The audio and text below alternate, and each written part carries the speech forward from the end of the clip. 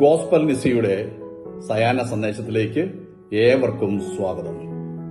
ഈ ഇടയായി ദൃശ്യ ശ്രവ്യ മാധ്യമങ്ങൾ വഴി നാം കേട്ടുകൊണ്ടിരിക്കുന്ന ഓരോ വാർത്തകളും മനസാക്ഷിയുള്ള ഏത് മനുഷ്യനെയും ഞെട്ടിക്കുന്ന വിധത്തിലുള്ളവയാണ്.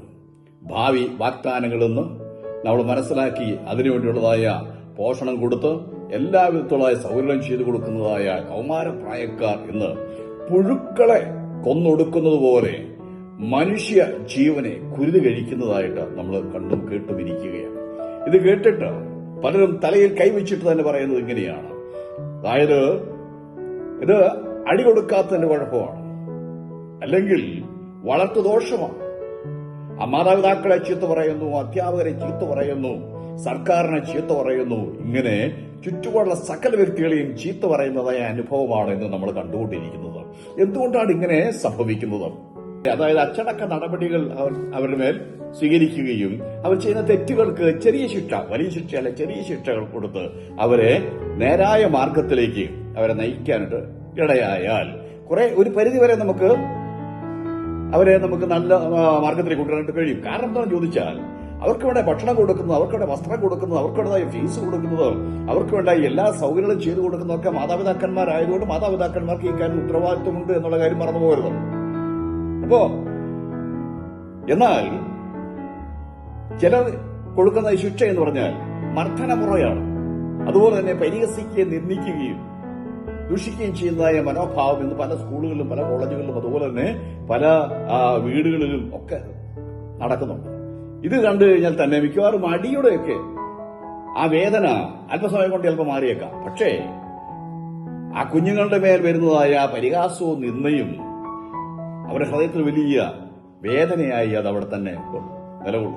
അതായിരിക്കും മിക്കവാറും അക്രമ സ്വഭാവങ്ങളിലേക്കൊക്കെ പലരെയും നടത്തിവിടുന്നത് എന്ന നടപടിക്ക് ബൈബിൾ പറയുന്ന കാര്യം എന്താണെന്ന് ഞാൻ നിങ്ങളോട് അല്പമായിട്ട് സംസാരിപ്പാട് താല്പര്യപ്പെടുകയാണ്. തെറ്റായ മാർഗത്തിലേക്ക് ചരിക്കുന്ന വ്യക്തികളെ വീണ്ടും യഥാസ്ഥാനത്തേക്ക് കൊണ്ടുവന്നിട്ട് അവരെ നല്ല മാർഗത്തിലേക്ക് കൊണ്ടുവരാൻ വേണ്ടി കൊടുക്കുന്നതായ ചെറിയ ശിക്ഷയ്ക്കാണ് ബാലശിക്ഷ എന്ന വാക്കുകൊണ്ട് ഉദ്ദേശിക്കുന്നത്.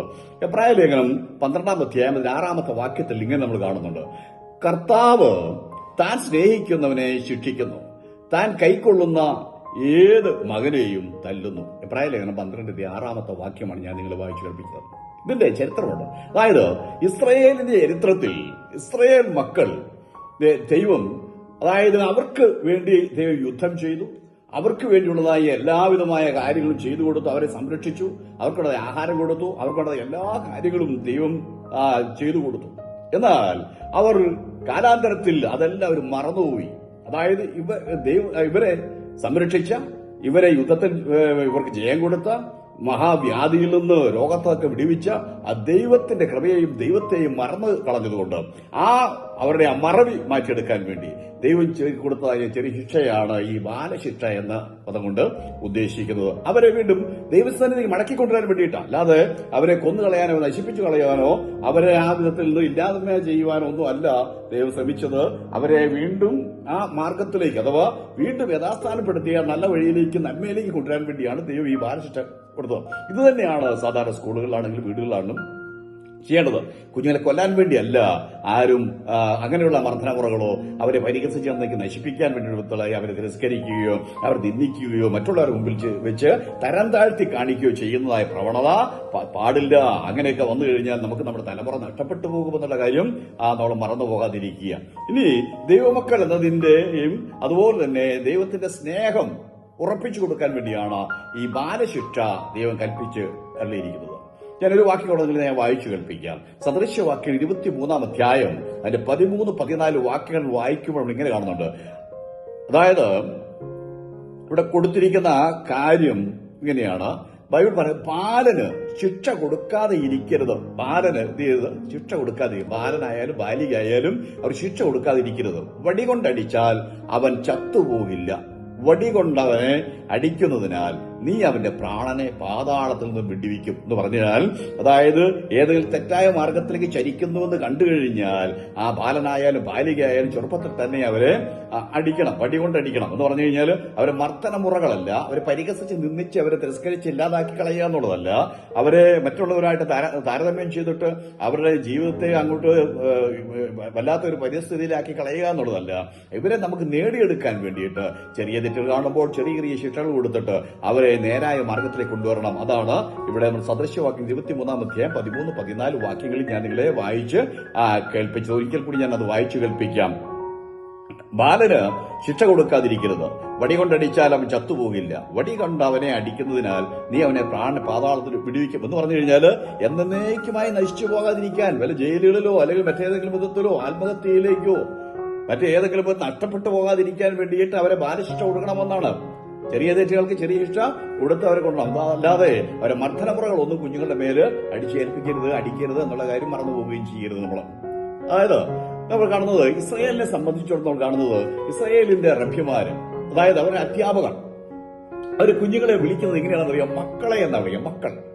അപ്പോ ഒരു അധ്യാപകൻ, യഹൂദ അതുള്ളതായ അധ്യാപകർ തന്റെ വിദ്യാർത്ഥികളെ വിളിക്കുന്നത് മക്കളെന്നാണ്.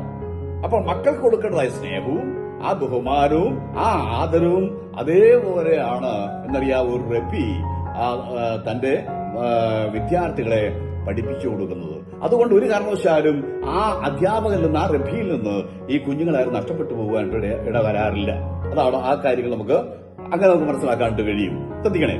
അതുപോലെ തന്നെ മാതാപിതാക്കൾ തങ്ങളുടെ മക്കളെ ക്ഷേമത്തോട് നടത്തുക മാത്രമല്ല എന്ന് പറഞ്ഞാൽ അവർക്ക് വേണ്ട ഭക്ഷണവും വസ്ത്രവും അവർക്ക് വേണ്ടതായ ഫീസ് എല്ലാം കൊടുത്ത് അങ്ങനെയുള്ള കാര്യങ്ങളെല്ലാം ചെയ്യുക മാത്രമല്ല, മാതാപിതാക്കളുടെ ഉത്തരവാദിത്വവും കടമയും എന്ന് പറഞ്ഞാൽ അവർക്ക് ആഹാരം കൊടുക്കുന്നതോടൊപ്പം തന്നെ, വസ്ത്രം കൊടുക്കുന്നതോടൊപ്പം തന്നെ, അവർ ഫീസ് കൊടുക്കുന്നതോടൊപ്പം തന്നെ, അവർക്ക് വിദ്യാഭ്യാസം കൊടുക്കുന്നതോടൊപ്പം തന്നെ എന്നറിയാമോ അവർ ചെയ്യുന്നതായ തെറ്റുകൾക്ക്, അത് വെറുതെ തല്ലുകയല്ല, ചെറിയ തെറ്റുകൾ സംഭവിച്ച ആ തെറ്റുകൾക്ക് അവരെ പറഞ്ഞ് ബോധ്യപ്പെടുത്തുകയും അതിനുള്ളതായ തക്കതായ ചെറിയ ശിക്ഷ കൊടുക്കുകയും ചെയ്യുമ്പോൾ ആ കുഞ്ഞുങ്ങൾ ആ മാതാപിതാക്കൾക്ക് കീഴ്പ്പെട്ടിരിക്കാൻ ഇടയാകും. അപ്പൊ ചെറുപ്പത്തിൽ തന്നെ മാതാപിതാക്കളും അധ്യാപകരും ഈ കുട്ടികളിൽ സ്നേഹവും സുരക്ഷിതത്വവും ഒരു നല്ല ഗൈഡൻസും അച്ചടക്ക നടപടികളും അവർ അർഹിക്കുന്ന, ഈ കുഞ്ഞുങ്ങൾ അർഹിക്കുന്ന പരിഗണനയും നൽകി ദൈവവിശ്വാസത്തിൽ വളർത്തിയെടുത്താൽ നമുക്ക് ഈ തലമുറ നഷ്ടപ്പെട്ടു പോവുകയില്ല. നമ്മുടെ ഒരു കുഞ്ഞു പോലും നശിച്ചു പോവുകയില്ല. നമ്മുടെ കുഞ്ഞു പോലും ജയിലിലേക്ക് പോകേണ്ടി വരികയില്ല. നമ്മുടെ കുഞ്ഞുങ്ങളുടെ ഒരാൾ പോലും കൊലപാതകളായി മാറുകയില്ല. പക്ഷേ ഇതൊന്നും നമ്മളിന്ന് ചെയ്യുന്നില്ല എന്നുള്ളതാണ്. അവർക്കതിനുള്ളതായ ആ പരിഗണന എവിടെയും ലഭിക്കുന്നില്ല. അതുകൊണ്ടാണ് ഇങ്ങനെയൊക്കെ സംഭവിക്കുന്നത്. അതുകൊണ്ട് ഇനിയെങ്കിലും നമ്മൾ ഈ കുഞ്ഞുങ്ങളെ, നമ്മുടെ കുഞ്ഞുങ്ങളെ നമ്മൾ പൂർണ്ണമായിട്ട് അവർക്ക് സ്നേഹവും കൊടുത്തിട്ട്, അവർക്ക് സുരക്ഷിതത്വം കൊടുത്തിട്ട്, അവർക്ക് നല്ല ഗൈഡൻസ് കൊടുത്തിട്ട്, അച്ചടക്ക നടപടികൾ അവരുടെ മേൽ സ്വീകരിച്ചിട്ട്, അവരർഹിക്കുന്ന പരിഗണനകൾ കൊടുത്ത് നമ്മൾ അവരെ സ്നേഹിച്ചു കൊണ്ടുപോയാൽ നമുക്ക് തലമുറയെ നഷ്ടപ്പെടാതെ നമുക്ക് വാർത്തെടുക്കുവാനായിട്ട് കഴിയും. അതുകൊണ്ട് ദൈവിക കൃപയിലും ദൈവിക സ്നേഹത്തിലും ദൈവിക സാന്നിധ്യ ബോധത്തിലും അവർ വളർത്തിയെടുക്കുവാനായിട്ട് നമുക്ക് എല്ലാവർക്കും ഉത്തരവാദിത്വമുണ്ട്. നമ്മുടെ സമൂഹത്തെ കെട്ടിപ്പണിയാനുള്ള ഉത്തരവാദിത്വം ഓരോ പൗരനുണ്ടെന്നുള്ള കാര്യം മറന്നു പോകാതിരിക്കുക. ആകയാൽ ഈ സന്ദേശം നിങ്ങൾക്ക് പ്രയോജനപ്പെട്ടു ഞാൻ വിശ്വസിക്കുന്നു. അങ്ങനെയാണെങ്കിൽ നിങ്ങൾ ഈ ചാനൽ സബ്സ്ക്രൈബ് ചെയ്യുക. അത് തൊട്ടടുത്ത് കാണുന്ന ബെൽ ബട്ടൺ എനേബിൾ ചെയ്താൽ ഞാൻ അപ്ലോഡ് ചെയ്യുന്നതായ എല്ലാ വീഡിയോയും നിങ്ങൾക്ക് ലഭിക്കുവാനിടയായിത്തീരും. ആകയാൽ നമ്മുടെ ഏവരെയും കർത്താവ് സഹായിക്കട്ടെ, അനുഗ്രഹിക്കട്ടെ എന്ന് പറഞ്ഞുകൊണ്ട് നിർത്തുന്നു. ആമേൻ.